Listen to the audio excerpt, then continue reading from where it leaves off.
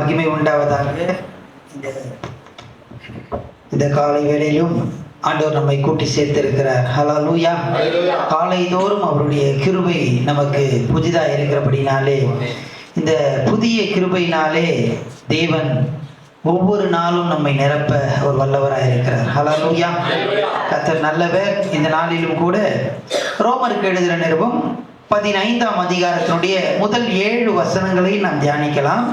ரோமருக்கு எழுதின நிருபம் 15ஆம் அதிகாரத்தினுடைய முதல் 7 வசனங்கள். அதற்கு ஆதாரமாக முதல் 2 வசனங்களை நாம் வாசிக்கலாம். பலம் உள்ளவர்களாகிய நாம் நமக்கே பிரியமாய் நடவாமல் பலவீனருடைய பலவீனங்களை தாங்க வேண்டும். நம்மில் ஒவ்வொருவனும் பிறனுடைய பக்தி விருத்திக்கு ஏதுவான நன்மை உண்டாகும்படி அவனுக்கு பிரியமாய் நடக்க கடவன். பிரியமாய் நடக்க கடவன். இந்த 14ஆம் அதிகாரத்தினுடைய 14ஆம் அதிகாரத்திலும் 15ஆம் அதிகாரத்தினுடைய துவக்கத்திலையும் நாம் பார்க்கிறதான காரியம் என்னவென்றால், கிறிஸ்தவர்கள் கருத்து வேறுபடும் போது நாம் செய்ய வேண்டிய காரியம் என்ன என்பதை குறித்து தேவ ஆவியானவர் பரிசுத்த பவுல் மூலமாக சொல்லுகிறதை நாம் பார்க்கிறோம். குறிப்பாக கருத்து வேறுபாடு சபையிலே உடன் விசுவாசிகளோடு நமக்கு கருத்து வேறுபாடு இருக்கும்போது நாம் என்ன செய்ய வேண்டும் என்பதை குறித்து இந்த 14ஆம் அதிகாரத்திலே நாம் பார்த்த காரியங்கள் நமக்கு ஞாபகத்தில் இருக்கும். அல்லது உடை உடுத்தும் போது, சாப்பிடும் போது, பண்டிகையை ஆசரிக்கும் போது, இப்படி ஒவ்வொருவருக்கும் ஒவ்வொரு கருத்து இருக்கும். ஒவ்வொருவர் ஒரு காரியங்களை செய்வார்கள். அப்படி செய்யும் போது நாம் என்ன செய்ய வேண்டும் என்றால், அவர்களை நாம் ஏற்றுக்கொள்ள வேண்டும். முதலாவது நாம் பார்த்தோம். இரண்டாவதாக நாம் பார்த்தோம், பக்தி விருத்தியை உண்டாக்க வேண்டும் என்று பார்த்தோம். இந்த பகுதியிலே மூன்றாவதாக, அப்படி கிறிஸ்தவர்கள் குறிப்பாக சபையிலே கருத்து வேறுபாடு ஏற்படும் போது நாம் என்ன செய்ய வேண்டும் என்றால், பிரியமாக ஒருவரை ஒருவர் பிரியப்படுத்த வேண்டும். முதலாம் வசனத்தில் நாம் பார்க்கிறோம், நாம் நமக்கே பிரியமாய் நடவாமல். எனக்கு ஒரு கருத்து இருக்கும், எனக்கு ஒரு பழக்கம் இருக்கும், எனக்கு ஒரு நான் ஆசரித்ததான ஒரு முறைமை இருக்கும். அதிலிருந்து நான் ரட்சிக்கப்பட்டு சபைக்கு வந்திருக்கிறேன். நான் என்னுடைய கருத்துக்களையோ என்னுடைய பழக்க வழக்கங்களையோ மற்றவர்கள் மேல திணிக்காம, குறிப்பாக பலவீனர் மேலே நான் திணிக்காதபடிக்கு அவர்களுக்கு பிரியமாக நான் நடந்து கொள்ள வேண்டும். அதுதான் இங்க சொல்லப்படுது, பிரியமாக நடந்து கொள்ள வேண்டும். இப்ப ஒருவருக்கு ஒருவர் நாம் எப்படி பிரியமாக நடந்து கொள்ள முடியும்? அப்படி நடந்து கொள்வது கொஞ்சம் கடினமான காரியம். அதற்கு எப்படி நாம் நடந்து கொள்ள முடியும் என்றால், அங்கே ஒரு உதாரணத்தை நாம் பார்க்கிறோம். ஒரு மனிதன், குறிப்பாக கிறிஸ்தவர்களாகிய நாம் சபையாக நாம் கூடி வரும்போது ஒருவருக்கு ஒருவர் நாம் பிரியமாக எப்படி நடந்து கொள்ள முடியும் என்றால், அதற்கு ஒரு உதாரணத்தை அந்த இடத்துல சொல்லப்படுகிறதை நாம் பார்க்கிறோம். வாசிக்கலாம் 3ஆம் வசனம். கிறிஸ்துவும் தமக்கே பிரியமாய் நடவாமல் உம்மை நிந்திக்கிறவர்களுடைய நிந்தைகள் என்மேல் விழுந்தது என்று எழுதியிருக்கிறபடியே நடந்தார். இதற்கு உதாரணம் என்னவென்றால், இந்த சபையினுடைய தலையா இருக்கிறதான கிறிஸ்து நம்ம எல்லாருக்கும் தலையா இருக்கிறார். சபையாக நாம் கூடி வந்திருக்கிறோம். இந்த சபைக்கு தலையா இருக்கிறதான கிறிஸ்து என்ன செய்தார் என்றால், அவருக்கு பிரியமாக அவர் நடக்கவில்லை, பிதாவுக்கு பிரியமானபடி செய்தார். எனவே சபையாய் கூடி வந்திருக்கிற நாம் எல்லாரும், நமக்கு ஒரு ஒப்பீனியன் இருக்கலாம், நமக்கு ஒரு கருத்து இருக்கலாம், நமக்கு சரி என்று தோன்கிறதான காரியங்கள் இருக்கலாம். ஆனா அது எல்லாத்தையும் விட்டு மற்றவர்களுக்கு பிரியமாக நாம் நடந்து கொள்ள வேண்டியது அவசியம். காரணம் என்னவென்றால், இயேசு அதை செய்தார். ஹல்லேலூயா. வாசிக்கலாம் மத்தேயு எழுதின சுவிசேஷம் 20ஆம் அதிகாரம் 28ஆம் வசனம். மத்தேயு 20:28. அப்படியே மனுஷகுமாரன் ஊழியம் கொள்ளும்படி வராமல் ஊழியம் செய்யவும் அநேகரை மீட்கும் பொருளாக தம்முடைய தம்முடைய ஜீவனை கொடுக்கவும் வந்தார் என்றார். அநேகரை மீட்கும் பொருளாக ஜீவனை கொடுக்கவும் வந்தார். இப்படி மற்றவர்களுக்காக நாம் பிரியமாய் நடக்கும் போது நம்மை ஒடுக்கி கொள்ள வேண்டியது அல்லது நம்மை அடக்கி கொள்ள வேண்டியது, நம்மை கீழ்ப்படுத்தி மற்றவர்களுக்கு பிரியப்படுத்த வேண்டியது, மற்றவர்களை பிரியப்படுத்த அது நம்ம அடக்குனாதான் மற்றவங்களை பிரியப்படுத்த இயேசு ஆண்டவர் தான் செய்து காண்பித்தார். அதுதான் அவர் சொல்லுகிறார், நமக்கு மாதிரி இயேசு அவருக்கு ரொம்ப சந்தோஷமா அவருக்கு லாபமா இருந்து மற்றவர்களை பிரியப்படுத்தல. மற்றவர்களை பிரியப்படுத்தும் போது அவர் கஷ்டப்பட்டார், அவர் தாழ்த்தப்பட்டார், அவர் நொறுக்கப்பட்டார். அவர் நொறுக்கப்பட்டு கஷ்டப்பட்டு மற்றவர்களுக்கு பிரியமாக நடந்து கொண்டார். பிதாவின் சித்தத்தை அவர் நிறைவேற்றினார். மார்க் எழுதின சுவிசேஷம் 10ஆம் அதிகாரம் 45ஆம் வசனத்தை வாசிக்கலாம். மார்க்கு 10. அப்படியே மனுஷகுமாரனும் ஊழியம் கொள்ளும்படி வராமல் ஊழியம் செய்யவும் அநேகரை மீட்கும் பொருளாக தம்முடைய ஜீவனை கொடுக்கவும் வந்தார் என்றார். பின்பு அவர்கள் போதும் அவர் ஜீவனை கொடுக்கும்படியாக தன்னை வருத்தி, அதாவது ஒரு மெழுகுவர்த்தி எப்படி தன்னை உருக்கி கொண்டு மற்றவர்களுக்கு வெளிச்சத்தை கொடுக்கிறதோ, இயேசு என்ன பண்ணார்னா தன்னுடைய ஜீவனை அவர் விட்டு கொடுத்து, தன்னுடைய ஜீவனை அவர் தனக்கு வருத்தங்கள், அவரை அடித்தார்கள், அவரை நொறுக்கினார்கள், எல்லாம் பண்ணாங்க. அது எல்லாத்தையும் அந்த பாடுகள் எல்லாம் அவர் தாங்கி மற்றவர்களுக்கு ஆசீர்வாதத்தை உண்டு பண்ணினார். ஹல்லேலூயா. பிதாவுக்கு பிரியமானபடி செய்து தான் நொறுக்கப்பட்டார், மற்றவர்கள் ஆசீர்வாதமாக இருக்கும்படி. அதே போலதான் நாமும் கூட என்ன செய்ய வேண்டும் என்றால், மற்றவர்களுக்கு பிரியமா நடக்கும் போது நமக்கு அது சந்தோஷமா இருக்காது, கஷ்டமா தான் இருக்கும். ஆனாலும் நம்ம என்ன பண்ணணும்னா, அதுக்கு மாதிரி இயேசு கிறிஸ்து எப்படி வாழ்ந்தார், எப்படி நடந்தார் என்றால், தனக்கு பிரியமாய் நடக்கல, மற்றவர்களுக்கு பிரியமாக தன்னுடைய வாழ்க்கையை அவர் அடிமையாக்கினார், தாழ்த்தினார். காரணம் என்னவென்றால், மற்றவர்களை பிரியப்படுத்தும், மற்றவர்கள் ஆசீர்வாதமாக இருக்கும்படியாக. இன்னொரு வசனத்தை வாசிக்கலாம். 1 கொரிந்தியர் புத்தகம் 10:33. 1 கொரிந்தியர் 10:33. நீங்களும் யூதருக்கும் கிரேக்கருக்கும் தேவனுடைய சபைக்கு இடரல் அற்றவர்களாய் இருங்கள். இடரல் அற்றவர்களாக இருங்கள். நீங்க உங்களுக்கே நீங்க பிரியமா நடக்கிறதுனால நடக்கிற காரியம்னா, மற்றவங்க என்ன பண்றாங்க, இடறி போகிறாங்க.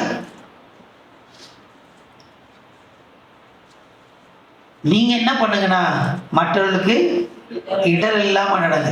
ஒருத்தர் சபைக்கு வராரு, அவர் சபைக்கு வந்துட்டாருன்றது எல்லாருக்கும், முன்னாடி இருக்கிறவங்களுக்கு பின்னாடி இருக்கிற எல்லாருக்குமே தெரியுது. எப்படி தெரியுது அப்படின்னா, அவர் போட்டுன்னு வர சென்ட், அவருக்கு சென்ட் அடிச்சுட்டு வர்றாரு பாருங்க, முன்னாடி இருக்கிறவங்களுக்கே தெரியுது, வந்துட்டாருங்க அவரு அப்படின்னு சொல்லி.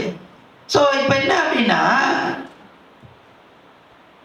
அது நமக்கு கஷ்டமா இருந்தாலும் ஒருத்தர் என்ன சொல்றாரு, நீங்க சென்ட் அடிச்சுட்டு வந்து எனக்கு என்னது அலர்ஜியா இருக்கு, எனக்கு தும்பலா வருது அப்படின்ற. இப்போ என்ன பண்றது அப்படின்னா, கிறிஸ்து என்ன பண்ணார்னா, தனக்கு பிரியமா நடக்கல, அதனால அதை சகித்து மற்றவர்களுக்கு ஆசீர்வாதமா இருந்தார். அது போல நமக்கு அது பிடிக்காம இருக்கலாம், அதனால சென்ட் அடிக்கிறது தப்புன்னு நான் சொல்ல வரல, அது உங்களுடைய விருப்பம். என்னன்னா, உங்களுக்கு ஒரு வேளை அது இடரலா இருந்தாலும் மற்றவர்களை நாம் பிரியப்படுத்த வேண்டும். நம்ம சபையாக கூடி வரும்போது அது இடரலை உண்டு பண்ணக்கூடாது. நீங்க போயிட்டு இதெல்லாம் நீங்க பண்ணக்கூடாது அப்படின்னு சொல்லாம, இடரலாக இல்லாமல் ஒழுங்கு தேவை. சபையில எல்லாமே நல்லொழுக்கமும் கிரமமாக செய்யப்பட வேண்டியது அவசியம். ஆனால் நான் ஒழுக்கத்தை செய்யறேன், எல்லாத்தையும் சரி செய்யறேன் அப்படின்னு சொல்லிட்டு மற்றவர்களுக்கு இடரலாக மாற கூடாது. இன்னொரு வசனத்தை வாசிக்கலாம். 11ஆம் அதிகாரம் 1ஆம் வசனம். 11:1. நான் கிறிஸ்துவை பின்பற்றுகிறது போல நீங்கள் என்னை பின்பற்றுவீர்களா இருங்கள். நீங்களும் என்ன கிறிஸ்து எதை பின்பற்றினாரு? தன்னை வெறுத்தார், தன்னை தாழ்த்தினார், தன்னை அடிமைப்படுத்தினார். அப்படி இருந்து மற்றவர்களுக்கு ஆசீர்வாதமாய் இருந்தார். ஹல்லேலூயா. அதுபோல நம்ம எல்லாரும் கூடி வரும்போது நமக்கே நாம் பிரியமாய் நடக்காதபடி, எனக்கு கம்ஃபர்ட்டா இருக்கணும், எனக்கு எல்லாமே நான் நினைக்கிற மாதிரி தான் எல்லாமே சர்ச்சை என்ன பண்ணணும், நடக்கணும் அப்படின்னு சொல்லி இல்லாம நாம் மற்றவர்களுக்கு பிரியமாக, மற்றவர்களுக்கு ஆசீர்வாதமாக இருக்க வேண்டியது அவசியம். இன்னும் 2-3 வசனத்தை வாசிக்கலாம். 2 கொரிந்தியர் 8ஆம் அதிகாரம் 9ஆம் வசனம். 2 கொரிந்தியர் 8:9. நம்முடைய கர்த்தராகிய இயேசு கிறிஸ்துவின் கிருபையை அறிந்திருக்கிறீர்களே, அவர் ஐஸ்வர்யம் உள்ளவராயிருந்தும் நீங்கள் அவருடைய தந்திரத்தினாலே ஐஸ்வர்யமாகும்படிக்கு உங்கள் நிமித்தம் தரித்திரரானாரே. பாருங்க, அவர் ஐஸ்வர்யவான் தான். சபையில நிறைய பேர் இருப்பாங்க, அதுல சில பேர் பலவான்களா இருப்பாங்க. அப்படி பலவான்களா இருந்தாலும் நம்ம என்ன பண்ணணும், பலவீனரை நம்ம என்ன பண்ணக்கூடாது, ஒடுக்க கூடாது. அதுதான் நேற்றைய தினத்துல நம்ம பார்த்தோம். நான் சொல்றது என்ன பண்ணணும், நீங்க கேட்கணும். இல்ல, நேற்றைய தினத்துல எங்க வீட்டுக்கு ஒருத்தர் வந்தார். அவர் யாருன்னு சொன்னா எங்க சர்ச்சினுடைய வர்ஷிப் லீடர். அவர் தான் பாட்டு பாடுறது. என் பிள்ளைங்கிட்ட நான் அடிக்கடி சொல்லுவேன், அவர் சாதாரணமா இருப்பார். யார்கிட்ட சொல்லுவேன், அவர் வந்து சாதாரணமா நீ என்ன பண்ணாது நினைக்காது, அவர் வந்து ஒரு சயின்டிஸ்ட். அது ஏரோஸ்பேஸ் சயின்டிஸ்ட். அவர் அப்படி இருக்கிறதுனால நீ என்ன பண்ணக்கூடாது, அவர் ஒரு நாளும் எந்த ஒரு காரியத்தை என்ன பண்ண மாட்டாரு, சொல்ல மாட்டார். ரொம்ப சாதாரணமா இருப்பார். இன்னைக்கு நிறைய பேர் என்ன யோசிக்கிறாங்கன்னா, நான் சாதாரணமா இருக்கிறதுனால எனக்கு என்ன இல்லை, மதிப்பே இருக்க மாட்டுது. யாரும் என்ன பண்றாங்க, மதிக்க மாட்டாங்க. இல்லப்பா, நீ ஐஸ்வர்யனாவே இரு, ஆனா நீ எப்படி இருக்கணும், மற்றவர்களுக்கு பிரியமாக. இயேசு ஐஸ்வர்யவானா இருந்தார், ஆனா அவர் ஐஸ்வர்யவானா இல்லை, தரித்திரனாக என்ன பண்ணாரு, தன்னை காண்பித்தார். நம்ம எல்லாரும் கூடி வருகிறதான நேரத்துல கிறிஸ்துவை போல நாம் இருக்க வேண்டும். கிறிஸ்து தன்னை தாழ்த்தி மற்றவர்களுக்கு ஆசீர்வாதமா இருந்தார். மற்றவர்களை நாம் பிரியப்படுத்த வேண்டியது அவசியமாய் காணப்படுகிறது. பிலிப்பியர் 2ஆம் அதிகாரம் 5-8 வசனங்கள். கிறிஸ்து இயேசுவினுடைய சிந்தையே உங்களிடம் இருக்க கடவுது. அவர் தேவனுடைய ரூபமாய் இருந்தும் தேவனுக்கு சமமாய் இருப்பதை அப்படின்னு தமிழ்ல போடப்பட்டிருக்கு. ஆனா சரியா சொல்லணும்னு சொன்னா அவர் தேவனாகவே இருந்தார். தேவனுக்கு சமமா இல்ல, அவரு தேவனாகவே இருந்தார். சமமாய் இருப்பதை கொள்ளையாடின பொருளாக எண்ணாமல் தம்மை தாமே வெறுமையாக்கி, அவர் தேவனாய் இருப்பதை கொள்ளையாடின பொருளாக எண்ணாமல் தம்மை தாமே வெறுமையாக்கி அடிமையின் ரூபம் எடுத்து மனுஷர் சாயலானார். எப்படி பாருங்க, அவர் தேவனாய் இருந்தார், அதை கொள்ளையாடின பொருளாக எண்ணாமல் தம்மை தாமே தாழ்த்தி அடிமையின் ரூபம் எடுத்து மனுஷ சாயலாக வந்தார். கிறிஸ்துவை பின்பற்றுங்கள், நீங்கள் கிறிஸ்துவை பின்பற்றுங்க அப்படின்னு சொல்லிட்டு அவர் சொல்றாரு. கிறிஸ்து எப்படி இருந்தார்னா, அவர் தேவனாய் இருப்பதை கொள்ளையாடின பொருளாக எண்ணாமல் தம்மை தாமே தாழ்த்தினார். அப்படி செய்யும் போது நாம் மற்றவர்களை பிரியப்படுத்த முடியும். இங்க நம்ம வாசித்ததான இந்த 3ஆம் வசனத்தை திரும்பமா வாசிக்கலாம். கிறிஸ்துவும் தமக்கே பிரியமாய் நடவாமல் உம்மை நிந்திக்கிறவர்களுடைய நிந்தைகள் என்மேல் விழுந்தது என்று எழுதியிருக்கிறபடியே நடந்தார் என்று சொல்லப்படுகிறதான காரியம். இது பழைய ஏற்பாட்டினுடைய ஒரு வசனத்தை அவங்க இங்க எழுதியிருக்காங்க. வாசிக்கலாம். சங்கீதங்கள் புத்தகம் 69ஆம் சங்கீதத்தினுடைய 9ஆம் வசனம். உம்முடைய வீட்டை குறித்து உண்டான பக்தி வைராக்கியம் என்னை பட்சித்தது. இந்த வசனத்தை தான் எடுத்து என்ன பண்ணிருக்காங்க, அங்க பரிசுத்த பவுல் எழுதியிருக்கிறார் 15:3. இங்கே சொல்லப்படுறதான காரியம் என்னவென்றால், ஏன் நம்ம மற்றவர்களுக்கு பிரியமா நடக்கணும் அப்படின்னு சொன்னா, கிறிஸ்து இந்த சபையை குறித்து ஒரு பக்தி வைராக்கியம் உடையவராக இருக்கிறார். அங்க பலவீனர் பலமுள்ளவர்கள் பலவீனரை என்ன பண்ணக்கூடாது, இடரலாய் நடத்தக்கூடாது, அவர்களை ஆளுகை செய்ய கூடாது, அவர்களை குற்றப்படுத்தக்கூடாது. இதெல்லாம் நம்ம பார்த்ததான காரியங்கள்.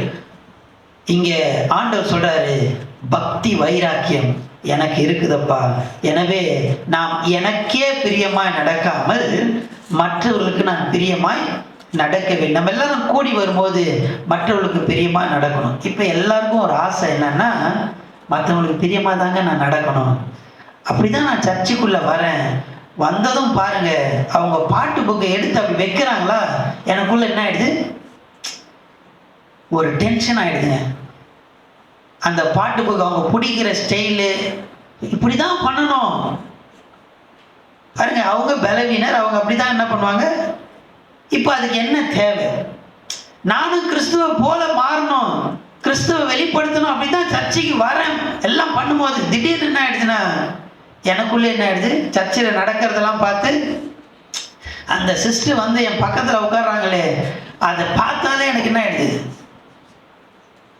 இருக்குங்களா இல்லையா? அப்படி பொறுமையை நம்ம என்ன, இப்ப நமக்கு அதுக்கு என்ன தேவை, கிறிஸ்துவ போல மாறுவதற்கு நமக்கு என்ன தேவைன்னா, அடுத்த வசனத்துல வாசிக்கலாம். 4ஆம் வசனம். தேவ வசனத்தினால் உண்டாகும் பொறுமையினாலும் ஆறுதலினாலும் நாம் நம்பிக்கை உள்ளவர்களாகும்படிக்கு. 6ஆம் வசனத்தை வாசிக்கலாம். பொறுமையையும் ஆறுதலையும் அளிக்கும் தேவன். இப்போ இதுக்கு நமக்கு தேவை என்னன்னா, பொறுமை தேவை, ஆறுதல் தேவை. பொறுமை, ஆறுதல், இது ரெண்டும் இருந்தாதான் கிறிஸ்துவை போல நம்ம என்ன பண்ண முடியும், பிரியமா மற்றவர்களை பிரியப்படுத்த முடியும். என்ன தேவை? பொறுமை தேவை. இப்போ நம்ம பிள்ளைங்கெல்லாம் பார்த்தீங்கன்னா, சின்ன வயசுல சின்ன பிள்ளையா இருக்கும்போது நம்ம சொல்றதெல்லாம் என்ன பண்ணுவாங்க, கேட்பாங்க. கொஞ்சம் ஒரு 12-13 வயசு வரும்போது அம்மாவுக்கும் பிள்ளைங்களுக்கும் என்ன நடக்கும், பயங்கரமான சண்டை நடக்கும். அந்த சண்டைக்கு பேர் என்னன்னு சொன்னா வார்ட்ரோப் ஃபைட் அப்படின்னு சொல்லுவாங்க. வார்ட்ரோப் ஃபைட்னா என்னன்னா, பீரோ சண்டை. இதுக்கு பேரே பீரோ சண்டை. பீரோ சண்டைன்னா, அப்பா ஒன்று சொல்லுவார், கொஞ்சம் லூஸா பேண்ட் போடணும், அவன் என்ன பண்ணுவான், டைட்டா போட்டுன்னு இருப்பான்.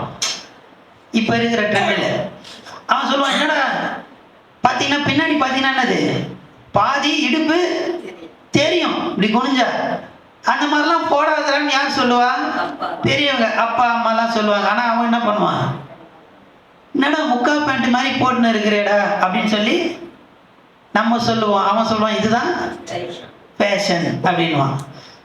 முடி வெட்டுறதுல இந்த மாதிரிலாம் என்ன பண்ணுது, இதுக்கு பேர் என்னன்னா பீரோ, துணி, இந்த மாதிரி காரியங்கள். இப்போ இதில் நம்ம என்னதான் ஃபைட் பண்ணி பண்ணி பண்ணி எந்த பேரண்ட்ஸாவது ஜெயிச்சிருக்கிறாங்களான்னு பார்த்தா எல்லாரும் என்ன பண்ணியிருக்காங்க, தோத்து போயிருக்காங்க. உண்மையா இல்லைங்களா? எல்லாரும் தலையாடுறத பார்த்தா ஆமாங்க ஆமாங்க. ஏன் அப்படின்னா, நம்ம என்ன பண்றோம், அந்த ஃபைட்ல தோத்து போகும்போது நம்ம எப்படி என்ன பண்றோம், பொறுமையா இருந்துடும். சே நம்ம பையன் தான், சரி இதெல்லாம் பண்ணிட்டு ஒரு நாள் என்ன பண்ணுவான், திரும்பவும் வந்துடுவான் என் வழிக்கு அப்படின்னு சொல்லிட்டு என்ன பண்றோம். அது மாதிரி தான் சபைக்கு எல்லாம் கூடி வரும்போது நம்ம என்ன பண்ணணும்னா, பொறுமை நமக்கு ரொம்ப அவசியம். இந்த கிறிஸ்துவ போல நம்ம மாறணும், கிறிஸ்துவ நம்ம பிரதிபலித்து காட்டணும், மற்றவர்களுக்கு பிரியமா நம்ம நடக்கணும்னா நமக்கு பொறுமை தேவை. நானும் பொறுமையா இருக்கணும்னு தாங்க வரேன், பொறுமையா இருக்கிறேன். ஒரு கட்டம் வந்ததுக்கு அப்புறமா என்ன ஆயிடுது, டென்ஷன் எங்க ஏறிடுது, தலைக்கு ஏறிடுது. பொறுமை நான் என்ன பண்ணிடுறேன். அப்படி இருக்கும்போது என்ன பண்ணணும், அதுவும் இங்க சொல்லப்பட்டிருக்கு. வாசிக்கலாம். அதுக்கு நமக்கு என்ன தேவை, 4ஆம் வசனம் வாசிக்கலாம். தேவ வசனத்தினால் உண்டாகும் பொறுமையினாலும். இந்த பொறுமை எப்படி வருதுன்னு சொன்னா, வேத வசனத்தினால் வருகிறது. ஆறுதலினாலும் நாம் நம்பிக்கை உள்ளவர்களாகும்படிக்கு முன்பு எழுதியிருக்கிறவைகளை எல்லாம் நமக்கு போதனையாக எழுதியிருக்கிறது. 6ஆம் வசனத்தை வாசிக்கலாம். பொறுமையையும் ஆறுதலையும் அளிக்கும் தேவன். பொறுமையும் ஆறுதலையும் ஆண்டவர் அளிக்கிறார். எப்படி அளிக்கிறார்? இயேசுவினுடைய மாதிரியின்படியே நீங்கள் ஏக சிந்தை உள்ளவர்களாய் இருக்கும்படி உங்களுக்கு அனுக்கிரகம் செய்வாராக. 2 காரியத்தை செய்யணும். பொறுமையும் ஆறுதலையும் நம்ம பெற்றுக்கொள்ளணும்னு சொன்னா, 1 வேத வசனம், 2வது ஜபம். 6ஆம் வசனத்துல சொல்லப்பட்டிருக்க அனுக்கிரகம் செய்வாராக அப்படின்னா அவனுடைய ஜெபத்துக்கு பதில் கொடுப்பார். ஜெபத்தை குறித்து அங்க சொல்லப்படுது. நமக்கு தேவை என்னது? ஜெபம், வேத வசனம். எல்லாம் சொல்லலாமா?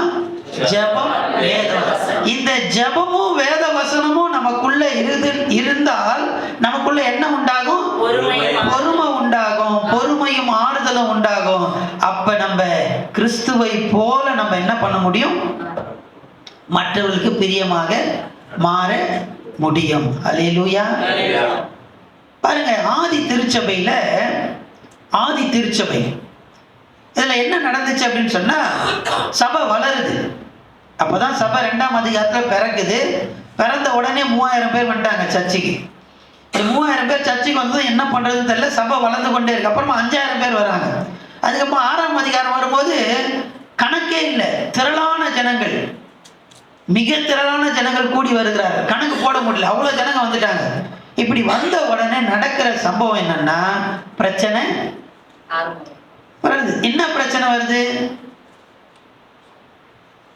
இவங்க எங்களை கவனிக்கல, அவங்க அப்படி செய்யறாங்க, இவங்க அப்படி செய்யறாங்க. பாத்தீங்கன்னா அங்க பாத்தீங்கன்னா யூத மார்க்கத்திலிருந்து ரட்சிக்கப்பட்டவங்க வராங்க, கிரேக்க மார்க்கத்திலிருந்து ரட்சிக்கப்பட்டவங்க வராங்க. இவங்க 2 பேரும் என்ன பண்றாங்கன்னா, நாங்க நினைக்கிற மாதிரி செய்யல, எங்களை கவனிக்கல, எங்க மார்க்கத்துல இருக்கிற மாதிரி இவங்க செய்யல, அவங்க சொல்றாங்க எங்க மார்க்கத்துல இருக்கிற மாதிரி செய்யல அப்படின்னு சொல்லிட்டு, இங்க ரோமர்ல நம்ம வாசிக்கிறோமே இதே பிரச்சனை தான் எங்க இருக்கு? அப்போஸ்தலர் நடவடிக்கைகள் 6ஆம் அதிகாரத்துல இருக்கு. அப்ப பாத்தீங்கன்னா எல்லாரும் கூடி ஒரு தீர்மானம் பண்றாங்க. என்ன பண்றாங்க? நீங்க அவங்க என்ன பண்ணுங்க, சாப்பாடு போடுற வேலையை அவங்க செய்யட்டும், நாங்க என்ன பண்ணுவோம் அப்படின்னு சொன்னா, எதுல தரித்திருப்போம்? ஜெபத்திலும் வேத வசனம்.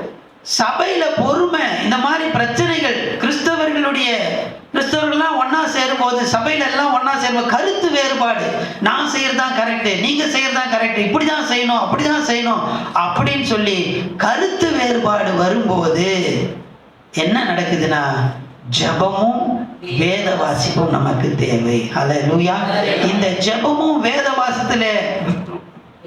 வாசிப்பிலே நம்ம தரித்து இருக்கும் போது அங்கு இது மாதிரி பிரச்சனைகள் எல்லாம் என்ன பண்ணுது?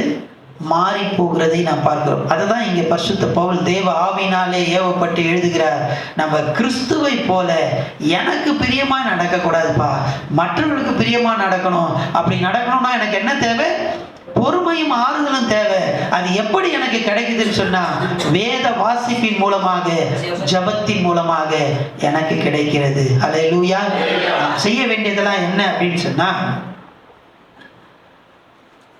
இன்னொரு காரியம் 7ஆம் வசனத்தை வாசிக்கலாம். தேவனுக்கு மகிமை உண்டாக கிறிஸ்து நம்மை ஏற்றுக்கொண்டது போல நீங்களும் ஒருவரை ஒருவர் ஏற்றுக்கொள்ளுங்கள். இப்படி நம்ம ஏற்றுக்கொள்ளும் போது, மற்றவர்களுக்கு பிரியமா நடக்கும் போது, அந்த சபையில என்ன காரியம் நடக்குது அப்படின்னு சொன்னா, தேவன் மகிமைப்படுகிறார். ஹல்லேலூயா, ஹல்லேலூயா. தேவனுக்கு மகிமை உண்டாக, தேவன் அதிலே மகிமைப்படுகிறார். நம்முடைய சபையில தேவ மகிமை உண்டாக வேண்டும் என்றால், தேவனுடைய நாமம் மகிமைப்பட வேண்டும் என்றால், வேத வசனம் நம் மூலமாக மகிமைப்பட வேண்டும் என்றால், வேத வசனம் உயர்த்தப்பட வேண்டும் என்று சொன்னால், நம்ம என்ன செய்யணும்னா, நம்ம வேத வசனத்தினாலும் ஜெபத்தினாலும் நிறைந்திருக்க வேண்டியது அவசியம். ஹல்லேலூயா. நம்ம எல்லாருக்கும் தெரிஞ்ச சம்பவத்தை சொல்லி நான் முடிக்கிறேன். ஆதியாகமத்தின் புத்தகம் 13ஆம் அதிகாரத்துல லோத்துவும் ஆபிரகாமும் எடுத்து வாசிக்க வேணாம். அவங்க என்ன பண்றாங்க? இருக்கிறாங்க. ஆண்டவர் அவர்களை ஆசீர்வதித்தார். அந்த ஆசீர்வாதத்தை பூமியே தாங்க முடியாத அளவுக்கு இருக்கு. அப்ப பாத்தீங்கன்னா 2 பேருக்கு என்ன வந்துடுது? 2 பேருக்கு, அவங்களுடைய வேலைக்காரர்களுக்கு என்ன பண்ணுச்சு? இவங்களுடைய வேலைக்காரருக்கும் அவங்களோட வேலைக்காரருக்கும் வாக்குவாதம் வருது. அப்ப வாக்குவாதம் வரும்போது ஆபிரகாம் சொல்றாரு, நம்ம எல்லாரும் யாரு? சபையில நம்ம எல்லாரும் யாரு? ஒரே சகோதரர். நம்ம எல்லாம் அவயவங்களா இருக்கிறோம். அதுதான் நம்ம முன்னாடி பார்த்தோம் 12ஆம் அதிகாரத்தில். நம்ம எல்லாரும் அவயவமா இருக்கிறோம். நீ கழுத்து அப்படின்னா நானு தலையா இருக்கிறேன், நீங்க காதா இருக்கிறீங்க, மூக்கா இருக்கிறீங்க. இப்படி எல்லாருமே வெளிப்புறகாரமான அவயவங்களா இருக்கிறோம், உள்புறமான அவயவங்களா ஒவ்வொருத்தர் எல்லாரும் அப்படி இருக்கிறோம். நம்ம எல்லாரும் சகோதரர், நம்ம எல்லாம் அவயவங்களா இருக்கிறோம். நமக்கு என்ன வேண்டாம்? வாக்குவாதம் வேண்டாம், வாக்குவாதம் வேண்டாம். நாம் எல்லாரும் அவயவங்களாக இருக்கிறோம். எனவே நாம் எனக்கே பிரியமாய் நடக்காமல் மற்றவர்களுக்கு நாம் பிரியமாய் நடப்போம். அப்படி நடக்கும்போது நமக்கு பொறுமை தேவை. அந்த பொறுமையை வேத வசனத்தினாலும் ஜபத்தினாலும் பெற்றுக்கொண்டு தேவனை மகிமைப்படுத்த, தேவனுக்கு மகிமையாய் வாழ தேவன் நமக்கு கிருபை தருவாராக. இந்த பகுதியில 3 காரியத்தை நம்ம பார்த்தோம்.